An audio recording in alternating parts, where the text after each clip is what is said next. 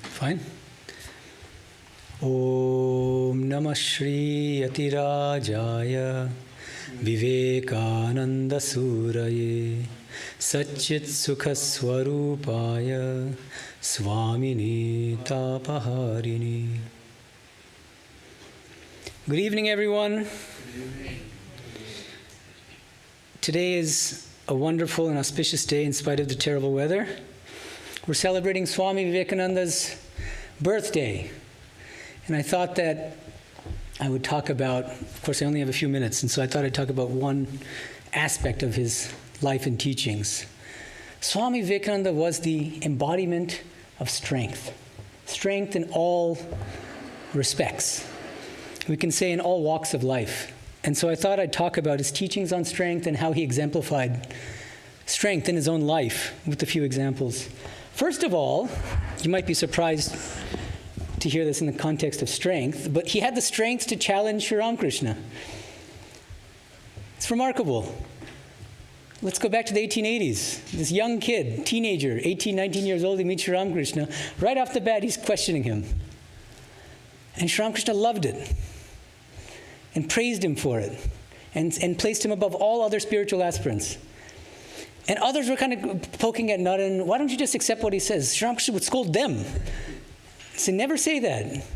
And Swami Vivekananda at the end of his life told Nivedita, he said, it's because I challenged him that I now know every inch of the way. It's through challenging, through critical thinking, through standing up for himself and questioning things for himself, that he understood Sri Ramakrishna better than anybody else. Sri Ramakrishna himself would refer to Swami Vivekananda as an unsheathed sword. An unsheathed sword. And many times devotees would bring food for Sri Ramakrishna. Some of them would get the food with money that was kind of black, it's called black money in India, like from dubious sources. Sri Ramakrishna knew that. So what would he do? He'd say, okay, give the food to Naren. Naren means, that was his name before he became Vivekananda. Why? Because he said he can eat anything. And all the impurities of the food will be burned up by the sword of knowledge. Another story about Swamiji's strength. He was a wandering monk a few years after Swami Vivekananda, after Sri Ramakrishna passed away. And he's walking in Varanasi, and this giant troop of monkeys started kind of hectoring him, following him. Swami Vivekananda, at first he got frightened. So he started walking faster. The monkeys are walking even faster than he is. And he starts running. And the monkeys are running, and they're about to pounce on him. And then a monk sees him and says, face the brutes. And so he just turns around, shows this like kind of mean face, and the monkeys run away. And Swami Vivekananda, he saw a profound lesson in this. And what he said was, that is a lesson for all life. Face the terrible. Face it boldly. Like the monkeys, the hardships of life fall back when we cease to flee before them. If we are ever to gain freedom, it must be by conquering nature, never by running away. Cowards never win victories. We have to fight fear and troubles and ignorance if we expect them to flee before us. And of course, the keynote of Swami Vivekananda's teachings was strength. Have strength in yourself and manifest that strength in every moment of your life. What was the philosophical and spiritual basis of his teaching? The divine is within each of us, and the divine is a source of infinite strength. We just need to tap into that divine source and manifest that in our daily life. So in the US, he was bold enough to challenge Christians, Christian missionaries, and said that doctrine of original sin of yours, get rid of it. It's a standing libel upon human nature to call a human being a sinner. Every single one of us is a repository of infinite strength, and all we need to do is manifest that. In India, too, he didn't spare Indians. In India, especially in Bengal, in this context, imagine 19th century Bengal, British colonial rule, and Vaishnavism and Tantra were kind of dominant at the time. No offense. Sort of left-handed Tantra, emotionalism, sentimentalism. And he was scathing about it. So this is all sentimentality, it's all weakness. Get some strength, get some jnana in you.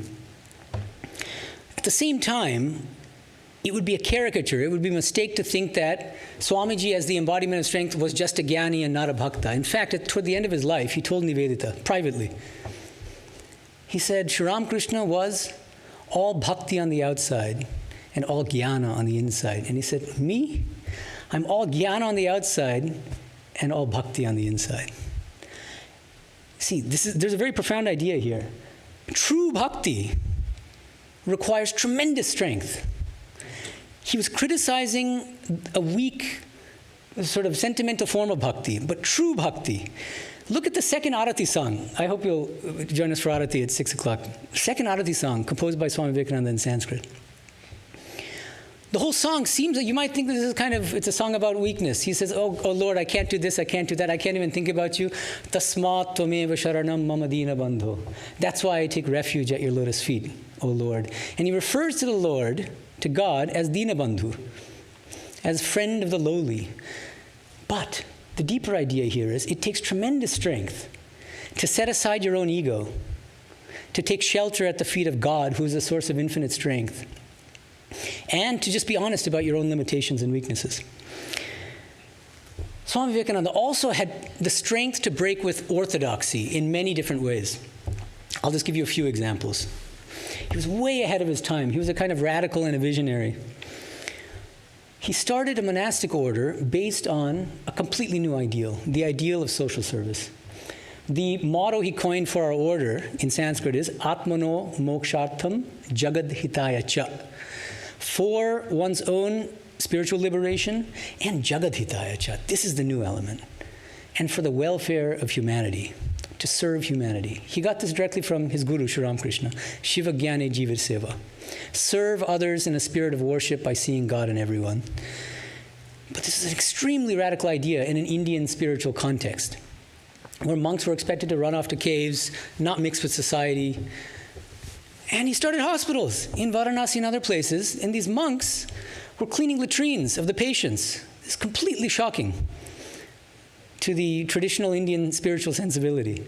And he knew it. And now the idea has become so mainstream that other monastic orders are copying ours. I'm not going to mention them, but this is like if you don't do social service, then the Indian society will criticize you. He was an avant-garde feminist, way ahead of his time. He came to the West, immediately he befriended, especially the women. He had very, very close friendships with women in a way that would be unthinkable for most Indian monks.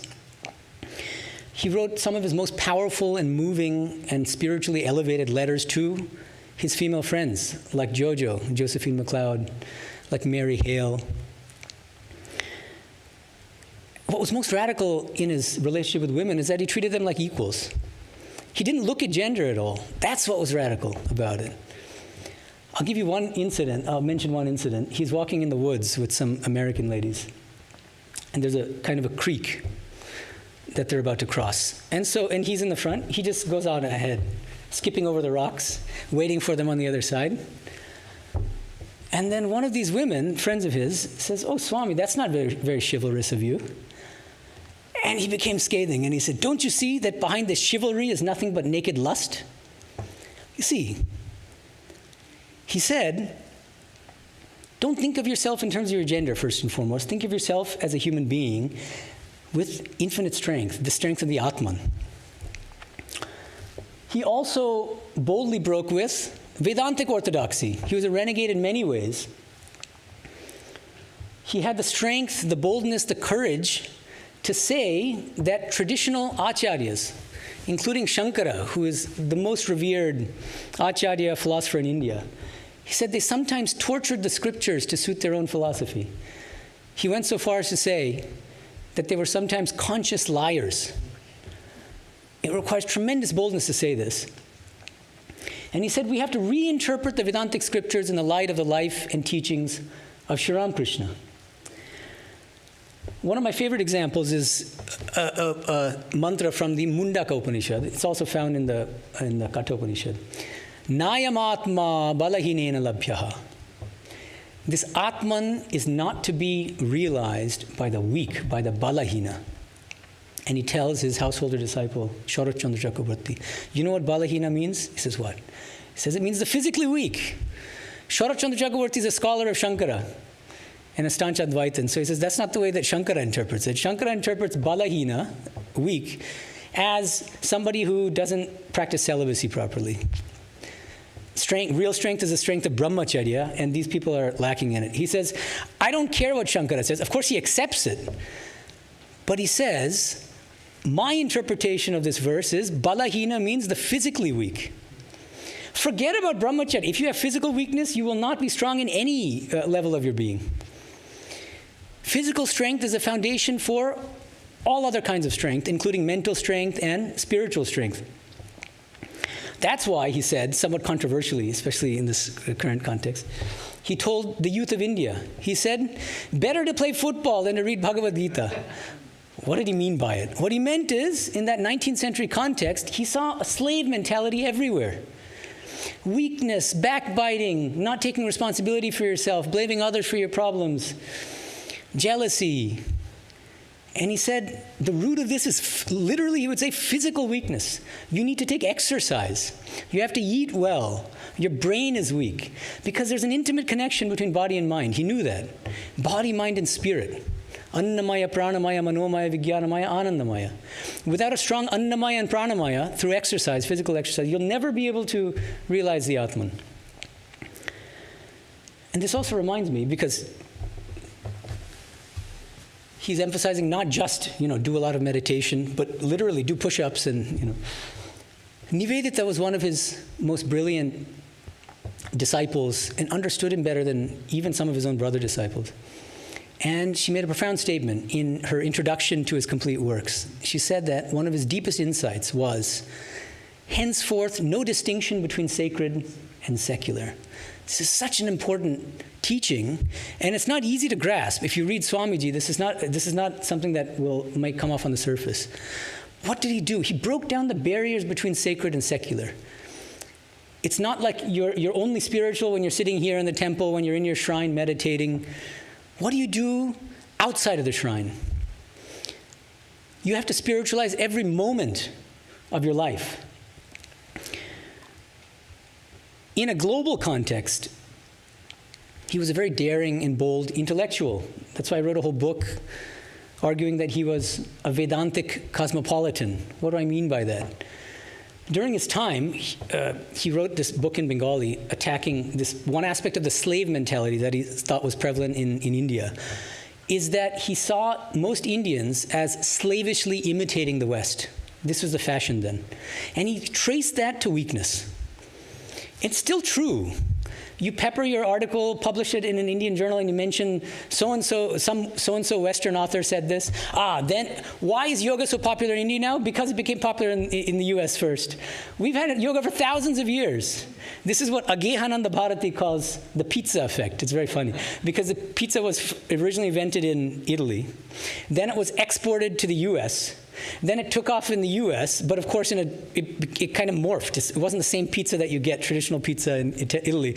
Then Italy's like, whoa, wait a minute, pizza's pretty cool. So then they start selling pizza all over the place and in more of the kind of Western style, American style than before. So same thing happened with yoga, the pizza effect, mindfulness and all these things. Until it gets a stamp of approval from a Westerner, you won't feel good about yourself. You won't have that confidence. So Swamiji at that time, he attacked this, what he called the slavish imitation of the West. And instead, he had the boldness to challenge Western thought currents and Western ideas. K.C. Bhattacharya, the great 20th century Indian philosopher, I think he was influenced by Swamiji actually. He wrote a brilliant essay called Swaraj in Ideas. Swaraj in Ideas. Swaraj, Sanskrit or Hindi. It means self-governance, and this is during the time of the freedom movement. It means standing on your own 2 feet, having independence of mind. And what K.C. Bhattacharya said is, you should have that independence and freedom of thinking even at the level of the intellect. This is what Swamiji exemplified. And I'll give a couple examples. Charles Darwin's theory of evolution, of course, this was, Origin of Species was published in the mid-19th century. It was all the rage. And he dared to challenge Darwinian evolution. He didn't reject it. He accepted it. He said, it's partially true. He said, survival of the fittest applies to the animal kingdom, the lower animal kingdom, but exactly the opposite is true of of human beings. Why? Because human beings manifest rationality in a unique way. So that for human beings, the struggle is an inward struggle, not an external struggle. And the real challenge for human beings is to conquer their own lower nature. Another example, one of the greatest Western philosophers, Immanuel Kant. Kant claimed, famously, that even if God exists, even if we have an eternal soul, it's not possible for us to gain knowledge of God or the soul. Why? Because our minds are fundamentally limited. And Swami Vivekananda had the boldness to challenge Kant. And he said, I'm reading this from Raja Yoga, Kant has proved beyond all doubt that we cannot penetrate beyond the tremendous dead wall called reason. But that is the very first idea upon which all Indian thought takes its stand and dares to seek and succeeds in finding something higher than reason, where alone the explanation of the present state is to be found. This is extremely bold, using Vedanta to criticize Kant, who was very, very dominant in that time in late 19th century in the West. He also had the courage to challenge T.H. Huxley, one of the great intellectual scientists of his day. Huxley, among most scientists, it was a kind of mainstream view at the time that consciousness is a product of the brain. It's still a very popular view now. It's called materialism. Swami Vivekananda was one of the first to raise what's now called the hard problem of consciousness. Sarvapriyanji lectures about this a lot. I write about it a lot. The hard problem of how do you explain consciousness? And what Swami Vivekananda says is no materialist paradigm can ever explain it. Consciousness is not a product of the brain. Consciousness is fundamental. Not only that, all ordinary consciousness, your consciousness, my consciousness, derives from one fundamental divine consciousness, which is involved in everything in this world. So he uses a very interesting idea of involution and evolution, what Sri Ramakrishna used to call anulom vilom, anuloma viloma. That one single, all-pervading divine consciousness is involved, is latent in absolutely everything, down to the chair, down to the floor, in each one of us. And that divine consciousness is manifesting itself progressively at different levels of evolution. But that means that every single soul is destined to fully manifest this divine consciousness. So on this very auspicious day, let us pray to Swamiji for strength of all kinds, so that we can realize the divine, who is the source of all strength in this very life. Om Shanti Shanti Shanti.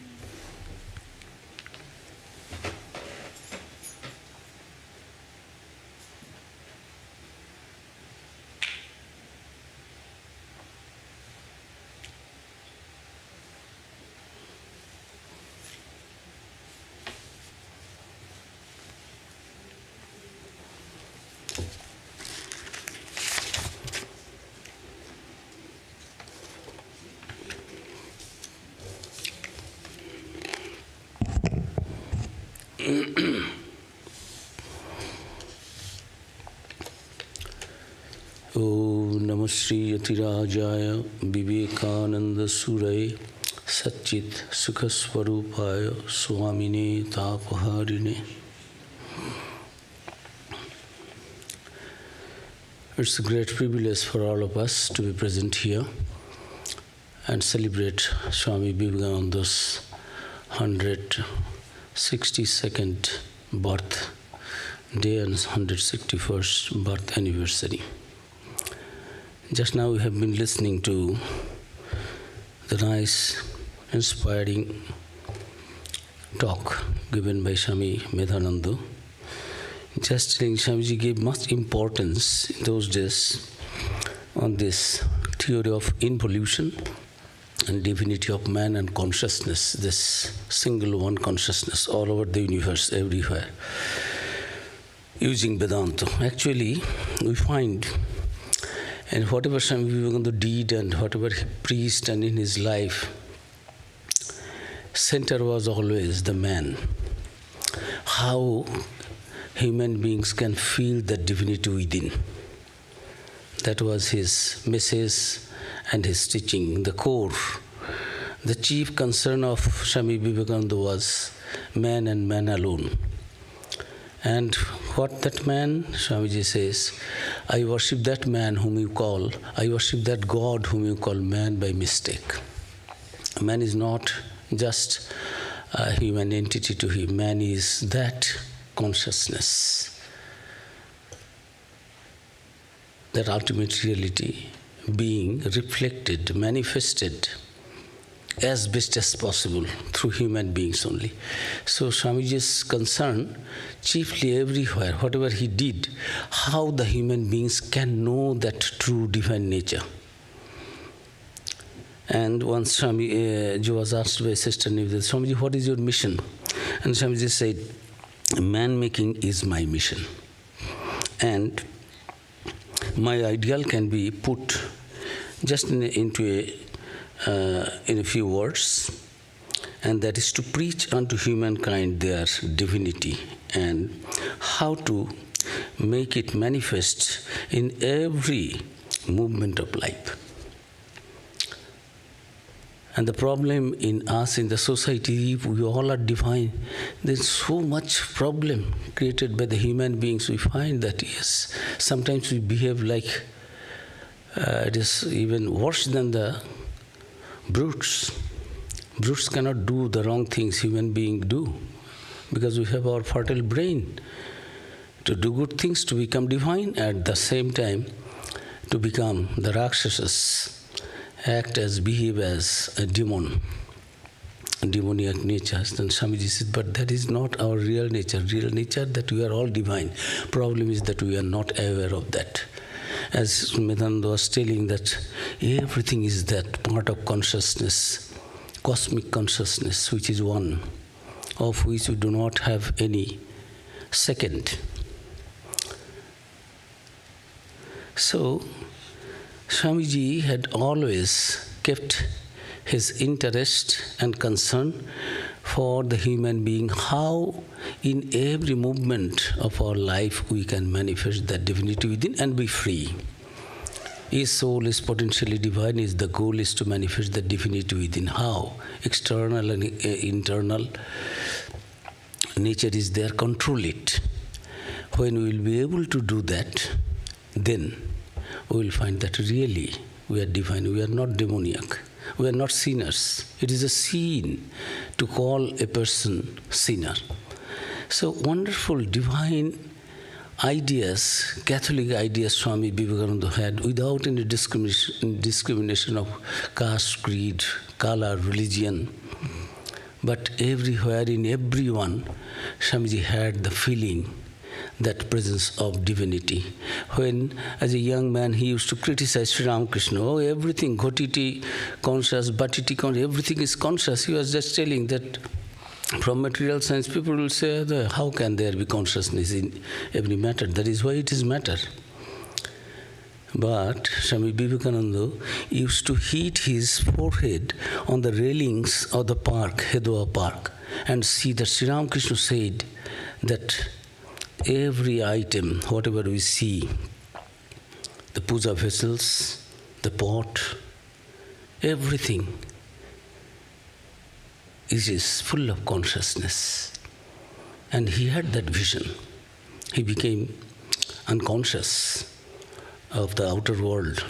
And Sri Ramakrishna asked some questions and came to know that, yes, Vivekananda is born to fulfill that mission, divine mission. That is what Master said, yes, I have given you the test of the Nirvikalpa Samadhi, feeling the presence of that divine, that consciousness in each and every one, within and without. Now you have to work for the mother. You have to complete the mission of the mother. What is that mother's mission? Mother's mission, Sri Ramakrishna's mission, Swami Vivekananda's mission is to realize that divinity within and also make people aware about this. Swamiji, as Swamiji maintained, he believed that problem is that we do not know, and the moment this ignorance will go, that we are not demoniac, we are not sinners, we are not matter. Matter is our slave. We are not senses. Wonderful. This Nirvana Shatkam is there, composed by Shankaracharya, that I am nothing of that kind. Then what you are? I am that Sat Chit Ananda. I am that Shivoham, Shivoham. I am that ultimately, that consciousness, that divinity. which we are searching for mistakenly, not knowing well. And we find that Swamiji has given so many ideas about that also. Swamiji said that his soul is potentially the divine be and make. And Ramakrishna Mission motto he has kept, Atmano Mokshartham Jagat Hitaya Cha. You first realize that divinity within, then you have the right and power to teach others, help others realize the same goal which you have realized. Be and make, be good and do good to the whole world, everyone, to humanity. That is the highest religion I know. And in the Ramakrishna Mission, he made it Atmano Mokshartham Jagat Hitaya Cha. First you free yourself, and Jagat Hitaya Cha, you help others. Hundreds of Buddhas by hundreds are necessary. Who will sacrifice his or her life to bring that light of knowledge, light of divinity, and knowledge of divinity to each and everyone? Who will, the bravest and the best in the society? If they do not sacrifice, then ordinary people cannot do anything, because they are busy with themselves. They do not know themselves what to do. So the world's bravest and greatest have to sacrifice, as it was the rule in the days of yore, ancient time. Rishis, Munis, the brain, number one brain, the highest brain at that time. They, after realization, as today one of our sisters are quoting, Srinanto Vishya Amrita Suputra Aje Dhamani, when you realize that truth and feel the presence of divinity within, then you cannot but help others. In the you call, as in Sri Ramakrishna's life also we find Sri Ramakrishna was crying, "Oh mother, where you are, how long I will be talking all this nonsense with worldly minded people, when those people will come who are ready to understand this message of divinity." And that was his core message in Swamiji's life. We find that through everything we have to manifest that divinity within, and you have all power within yourself. This message of, in Swamiji's life we find message of hope, message of divinity, then message of hope. We are also same divinity as Jesus and Buddha had. Yes, you have the same potential. If they can achieve that, you can also do that. Just trying to make it through every sentence imprinted in our mind. I shall not stop inspiring people everywhere until and unless the world shall know that it is one with God. That you are God, you have to know it. And Vivekananda, even if I give up my body, Swamiji said many times, it may be, I will find that it is better to get out of this body and throw it as a disused garment. But I shall not stop inspiring people everywhere. And what is that inspiration? Thou art that, you are that divinity. So we find all along Swamiji's life, his every words, his teachings, doing so many things here and there, lectures, but behind everything, the core thing is to preach the divinity, because unless and until we know that divinity within, our suffering through any kind of worldly amount of enjoyment, worldly wealth, so-called worldly, any kind of position, that will not make us happy. We will not be free from prejudices and we will not free from suffering. And the only way to come out of that suffering is to know about our divinity within and try to manifest that divinity without as best as possible. Hope, strength, self-faith, these are the messages. Yes, you are divine, but you are suffering because you do not know. So you can become Jesus, you can become Buddha, you can liberate yourself. Do not blame others. Take the whole responsibility on your own shoulder.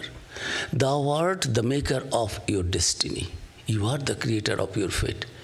Give up all gods and goddesses. Have faith in yourself. You cannot be atheist if you do not have faith in yourself. And one cannot have real love and faith in God if one doesn't have faith in one's own self. See the words. In one place you are stealing. In the yes, I am speaking very hard words. What is that? It is better that you play football than reading the Gita. Many people think Swamiji said that don't read Gita. No, Swamiji, next sentence Swamiji says, because the message given by Sri Krishna, message of strength, this Shakti, this power of this Atman, you will not understand it unless and until your brain is sharpened, your intellect is sharpened, it is finer. Nayamatma balohinanabbo, Nayamatma, that is in the Upanishad, it is there. With weak brain, you cannot achieve that. So Swamiji wanted that physically, mentally, intellectually, you become equipped with that. Then only this Atma Tattva, this knowledge of the Atman will be awakened in us. And we find that whole life Swamiji gave for the good of others, and how to know our real self, this divinity within, and also how to make others help to come out of this mess, so-called suffering. What is that? Ignorance, not knowing our own self and thinking this, can we do that? Swamiji said this, what is that namby-pamby devotion? I am nobody, I am nobody. This is a kind of pseudo conceit. I know nothing, everything you can do only while the question of divinity, expressing your divine within, divine qualities, then only I am nobody. Don't say those such things. Don't believe in those words. Anything that is weakening, don't touch it. Remove, keep it away like poison. So always the message of divinity, hope, self-confidence, self-faith, strength. Because Atman, nothing is impossible with Atman. And Medhananda was rightly pointing out to that point, that theory of involution and evolution. If you are to believe in the theory of evolution, you must also accept the theory of involution. Nothing can be had out of nothing. If we can express the divine within, then we are brute and we are always bad, and gradually we are having some kind of evolution. Yes, that can be believed, but it must be their theory of involution. Otherwise, how can a Jesus can come, a Buddha can come, a Ramakrishna can come out of the ordinary human being? That strength, potential was there. And for the animal world, it is befitting the survival of the fittest. But when you know your divine nature, you don't fight for your survival for others at the cost of others. In America, Swamiji in many days did not even have food. And he visited hotel, and they said, no, we do not serve to the black Americans. You get out. There will be no food. You cannot enter. Swamiji did not have any food that day, and when afterwards meeting with the friends, he said, do you know what happened today? Nothing I could eat. Why? This is him. Why did not you tell that you are not a black person? You are an Indian. You are not. Swami Vivekananda said, Vivekananda is not born for that, to live at the cost of others. I am not a black person means I am superior to black people. Are not they also the embodiment of the same Brahman? So that was the wonderful experience of Swami Vivekananda, seeing Brahman within and seeing Brahman without, and always it was his utmost desire, utmost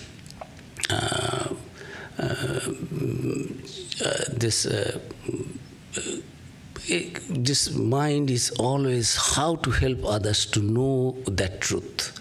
It was always working before all kinds of activities he undertook in his life.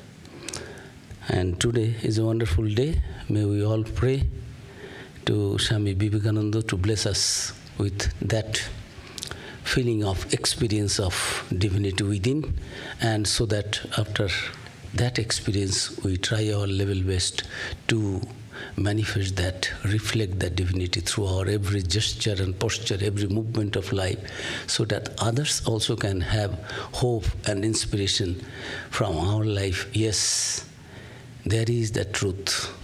I am not a sinner. I am not this ordinary, this body-mind complex. Divinity is within me also, and freedom is our birthright. That was Swamiji's message on this very day, special day, while we are observing Swamiji's birth anniversary celebration. May we all pray to Swamiji. Swamiji bless us with that knowledge and with that mentality also to sacrifice for the good of others. Bahujana hitaya, bahujana sukhaya, for the good of many, for the welfare of the whole world, everyone. Om Shanti, Shanti, Shanti. Hari Om Tat Sat.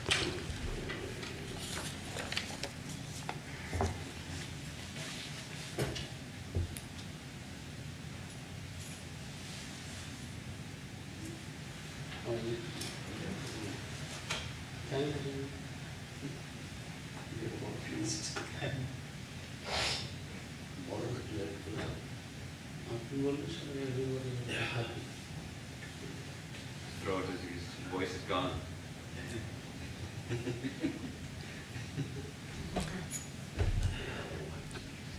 Revered Swami Sarvadevananda Maharaj was suffering from a little bit of cold and cough. Nothing wrong. He did himself puja from the morning, whole day he was busy. Now, since the voice is not that okay, so he hesitates to speak, and I have been asked to convey thanks, extend thanks to all of you who are present here physically and also who are joining us online. May Swamiji bless us all. Today in our scripture it is said, Meghachanna dinam na durdinam mannate. Jad dinam na harikata shravanam tad dinam durdinam mannate. Don't think that today is a very stormy, rainy day, cloudy day. Don't think that it is a durdin, it is a bad day. No, many people also think, oh, today is a bad day, Swamiji's blessing is not on us. Have we done something wrong? Are we cursed? Why Swamiji has made? It is not that. That Swamiji is sitting somewhere only to see what fault we have committed and we will commit. It is not our fault. This will do good to all also. Nature is doing its play, it is having its play with us, fun with us, and it will bring good also to many. Although we have suffered a little bit, some of our programs had been shortened. The children's program, we are sorry for that many youngsters, small boys wanted to come and have some programs here, but being concerned about their safety and security, and always we are having alarm messages from the government department, so it was cancelled. But it was a nice day. We all enjoyed puja, homa, and bhajan, kirtan. Now we will have our evening arati. We extend our hearty thanks and gratefulness to all who have joined, who have helped for the smooth completion of today's Swamiji's anniversary celebration. And after the Arati, we will have a special program here touching the being blessed by the relics, which Maharaj will get it touched on our head. We should feel blessed for that, and it will help us make our mind more and more pure. So all are requested to attend the Arati, and then followed by the touching of the relics, and then some prasad is there. All are requested, whatever is there. Enjoy in the name of Swamiji and feel the presence of divinity and be free and help others to be free. Thank you all. Namaskar.